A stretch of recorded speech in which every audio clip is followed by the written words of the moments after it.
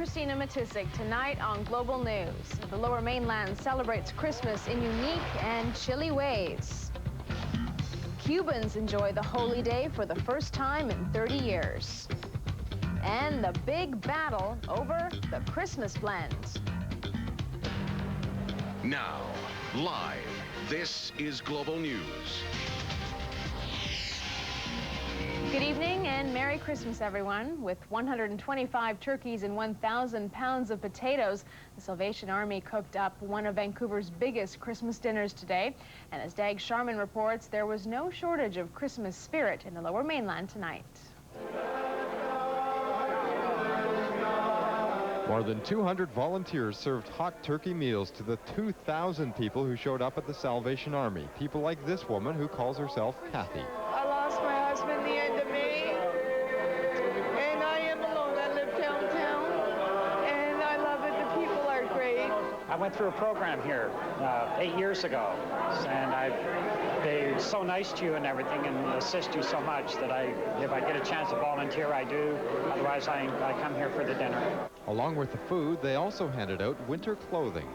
There's a lot of distress and a lot of pain, a lot of loneliness that is prevalent in the downtown east side. And this is just an opportunity for us to sort of move some of the clouds away. It isn't just the traditional places that are lending a hand this Christmas Day. No, you don't have to look very far in Vancouver to find someone spreading Christmas cheer. Whoa, Santa gave you lots of presents. Jolly St. Nick stopped by the Mars restaurant where people living with HIV or AIDS and their friends celebrated. A lot of the people that come here don't have family in the area, so they don't have people to celebrate the day with, so it's quite important for those people to come together as a community with their friends. Hamburger cheese.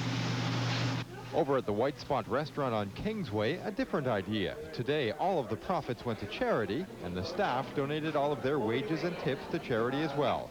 And the restaurant was packed. It's my way of helping. We've always believed that it's better to give than to receive, and this is one way of showing our guests and the community that we thank them and we want to help. Free toys for the kids at Ali's restaurant and a free meal for anyone, rich or poor, who needs companionship today. It's very nice when you see that nice smile on the face of everybody. And there are smiles and hugs back at the Salvation Army. I don't feel alone anymore. It's beautiful. And that, of course, is what Christmas is all about. Dag Sharman, Global News, Vancouver. Christmas Day in Vancouver wasn't just full of gift openings and holiday feasting. Some celebrate the day in some unusual and very cold ways that would shock the rest of Canada. Melissa Fung reports. Christmas Day dawned bright and balmy here on the west coast. Sunny and relatively mild, just like an average day in the spring. It's very warm today. I was surprised, so we had to get out. New skates and all, you know. It's a beautiful day to be out. I'm surprised there's so many people out, in fact, actually. They were out, rollerblading, kayaking, and dipping into some uncharted waters. Santa brought me a new nice toy, except I had to build it myself. What is it? I call it a fin board. Not your stereotypical Christmas scene. Santa usually travels in something bigger. But Thomas is hoping to patent it and get it under some Christmas trees in time for next year. Typically, though, albeit for a summer day, the tennis courts at Kitts Beach were full. Is tennis something that you normally do on Christmas Day? Quite often, yes, whenever the weather allows it. And being here on the West Coast, you know, we are lucky to have Christmas Day, sometimes even New Year's Day. We play down here. Playing has become something of a traditional ingredient for a West Coast Christmas. Well, we spent Christmas Eve skiing on the slopes on Grouse Mountain, and Christmas Day, well, we opened presents this morning and then came down to the park. Will there be a turkey? No, we're vegetarians, so it's nut loaf. West Coast kind of Christmas. Oh, it's beautiful. Yeah, we really are privileged. We have so much to be thankful for, and an attitude of gratitude. Gratitude, perhaps, for being able to celebrate this winter day like a spring one. Melissa Fung, Global News, Vancouver. Prime Minister Jean Chrétien is sending out an upbeat message tonight. Things are looking up for Canada. In his Christmas Day address, he says Canadians have a renewed sense of optimism. Holiday season is a time for hope, and this year finds Canadians feeling a renewed sense of optimism. We have overcome historic challenges. Our economy has been restored, and so has our confidence in the future. We have a new energy, a new resolve to roll up our sleeves and take on new challenges. To make sure no Canadian is left behind as we move ahead, this is a time to celebrate, to savor our good fortune, and to remember those who are less fortunate, to renew ties of family and friendship. My family joins me in wishing you and yours a joyful holiday season. And it's been a year of both happiness and sorrow for the Queen. In her Christmas message today, she remembered Princess Diana and spoke of the happiness of her own 50th wedding anniversary. This interweaving of joy and woe has been very much brought home to me and my family during the last months. We all felt the shock and sorrow of Diana's death. Thousands upon thousands of you expressed your grief most poignantly in the wonderful flowers and messages left in tribute to her. But Prince Philip and I also knew the joy of our golden wedding.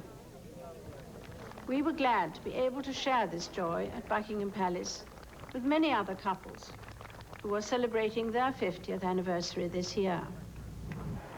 The Queen also referred to her visit to Canada, saying she was touched by the warm welcome she received.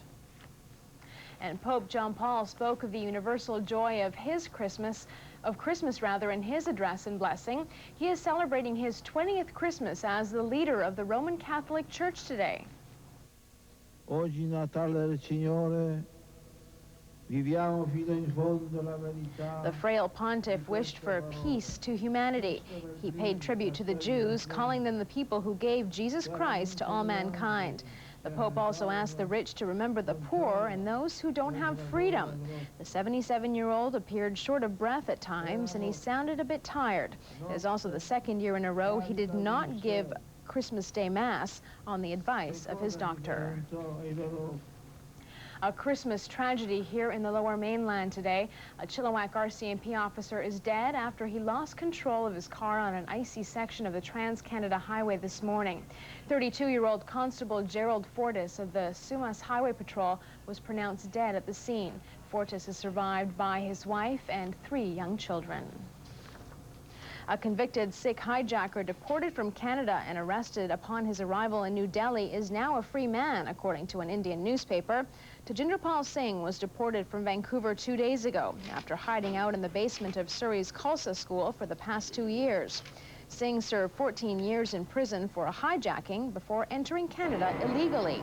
His lawyer and the UN fear he will face torture or even death in India. A 3-month review of the province's criminal records screening program is going to be costly. The bill for the probe is expected to reach $50,000. Last month, Global's Kate Corcoran broke the story about how criminal convictions in BC are not always properly recorded and that thousands of criminal records are incomplete. That prompted the BC government to order a review. The report is due at the end of January. And still to come tonight, a tragic Christmas Eve. Fire kills 4 in Detroit. And the press chooses Canada's Newsmaker of the Year. That's after the break. This is Global News, where news is now.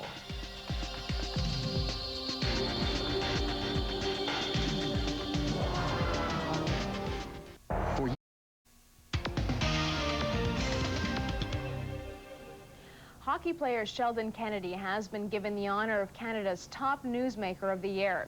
In a survey of news directors and editors, Kennedy got the most votes. Kennedy went public with his story of sexual abuse by junior hockey coach Graham James. James is now serving a 42-month sentence. After hearing Kennedy's story, hundreds of other men came forward with their own memories of abuse. The former NHL player is now building a ranch for sexually abused children on the Kootenay River. A horrific tragedy in Montreal tonight, a double murder-suicide. Apparently, a 54-year-old man killed his 2 children last night, a 10-year-old girl and an 18-month-old boy, before killing himself. The divorced man shared joint custody with his wife. A 7-month-old baby is back at home in Florida tonight celebrating Christmas with his parents. The baby was abducted last night when his father left him in a minivan while he paid for gas. 2 people jumped in the van and drove off. The vehicle was later found. No arrests have been made, but police are investigating. A tragic Christmas day for a Detroit family. 4 young children died last night in a Christmas Eve fire. The bodies of the 3 boys and their sister were found huddled in the same room of the 2-story house. Apparently, their father tried to rescue his children after jumping out a window. Firefighters say the blaze started in a couch on the 1st floor of the home. 3 people have been killed and 12 injured following a building collapse in Havana, Cuba. The accident occurred after people ignored warnings not to enter the building and began stripping it of building materials. However, it was a happier day for most other Cubans. Today, they celebrated Christmas for the first time in 30 years. Across the island nation, people crowded into churches for holiday services. And as Lucia Newman reports, these renewed holiday celebrations could be here to stay. There was standing room only as worshippers packed Havana's cathedral to attend midnight mass and give thanks for their first official Christmas holiday in nearly 30 years. This Christmas brings new hope, said Cardinal Jaime Ortega, a hope brought by next month's visit to Cuba by Pope John Paul II. When the Pope goes to a place, it's as though Jesus Christ were passing through, he said. And when Jesus passes through, nothing is ever the same. The Pope is changing things already. As in many Cuban homes, Maria Fernandez and her family toasted the return of Christmas with beer and a traditional Christmas Eve dinner. If President Fidel Castro had not given Christmas his blessing in honor of the upcoming papal visit, everyone would have had to go to work or school the next day, like any other day of the year. This Christmas, I feel very happy because the tradition had been lost. And now there's more euphoria among everyone since Christmas is a holiday, and we can now celebrate it longer. Indeed, Christmas this year does feel different, especially for Eloy Gutierrez Menoyo, a well-known dissident who spent 22 years in prison and has been living in Miami since his release a decade ago. He wanted his 3 young sons and Cuban-born wife to spend Christmas in Cuba, and authorities granted him his wish, although he can only stay for 3 weeks. Christmas had always been a Cuban tradition, he says, and the fact that it's been restored is very positive because it's a tradition that speaks of love, of reconciliation, of peace. It's a message that does not speak of hatred.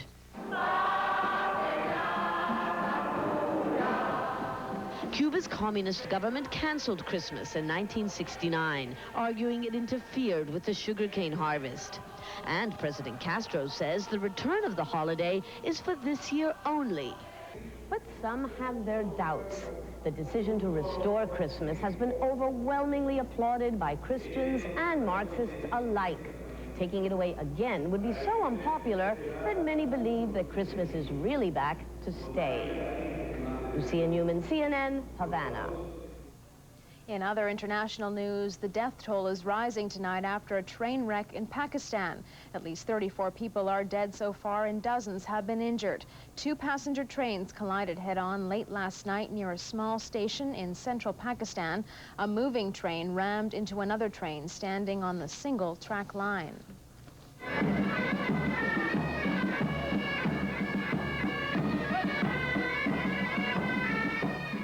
2,000 Palestinians spent their Christmas Day rallying for peace with Israelis. They carried candles and Israeli flags as they marched in a Christian town near Bethlehem. The march is an annual event organized by an Israeli leftist group and a Palestinian peace organization. Christmas was celebrated throughout the Western world with remarkable variety. Tim Lister takes a look at festivities around the globe.